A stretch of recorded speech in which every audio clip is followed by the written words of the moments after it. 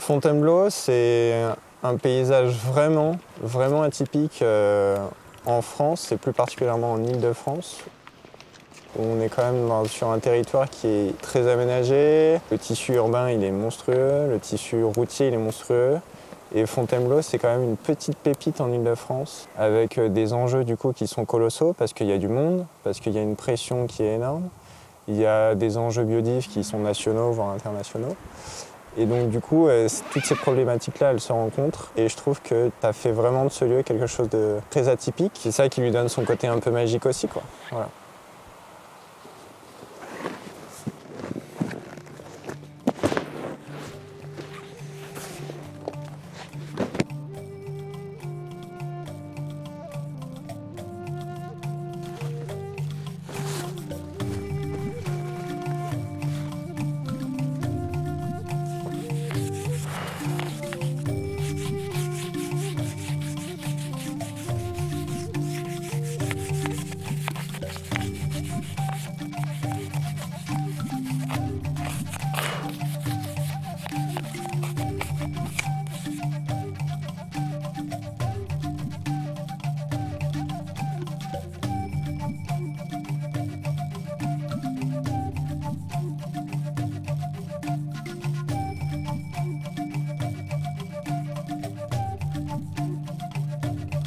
J'ai commencé l'escalade ici, étant donné que je suis né ici. J'ai construit ma pratique à Fontainebleau, j'ai construit ma pratique en bloc, j'ai construit ma gestuelle sur le grès.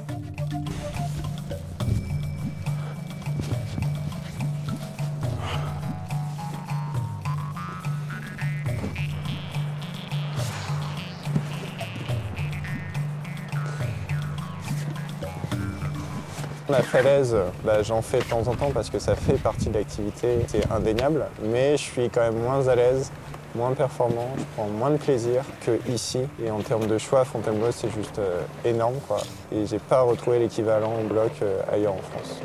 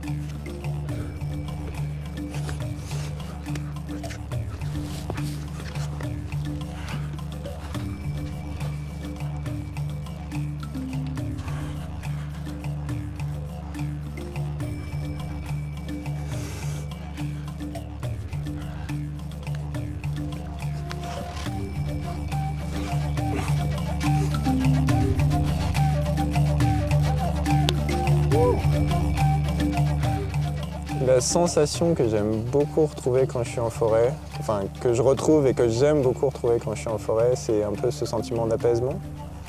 On est au calme, on est sur un milieu qui, même s'il a été touché par l'homme, il est quand même moins marqué par la présence de l'homme que quand on est en ville ou quand on est dans des champs par exemple, où là c'est vraiment flagrant, quoi.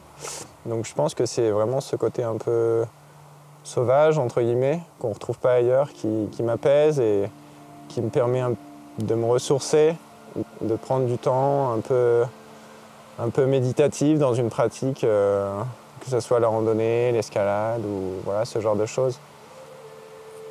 Quand je viens grimper à Fontainebleau, c'est sûr, c'est pour les lignes. Mais les lignes, elles auraient quand même pas du tout le même goût. Et mes sessions de grimpe ne seraient pas du tout les mêmes s'il n'y avait pas la forêt, si j'étais par exemple au Toit d'Orsay où tu as la N104 qui passe juste à côté. En fait, c'est pas du tout la même ambiance, quoi.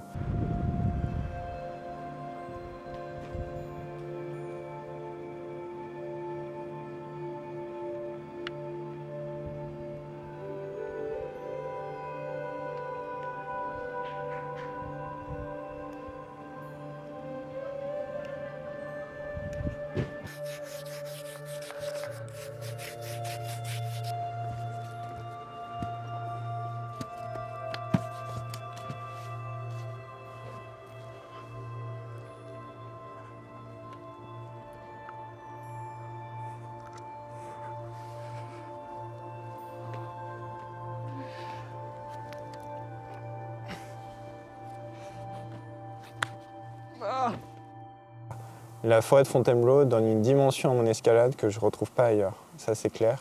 Et c'est aussi pour ça que j'aime ce lieu, quoi. Ça, c'est indéniable. C'est indéniable.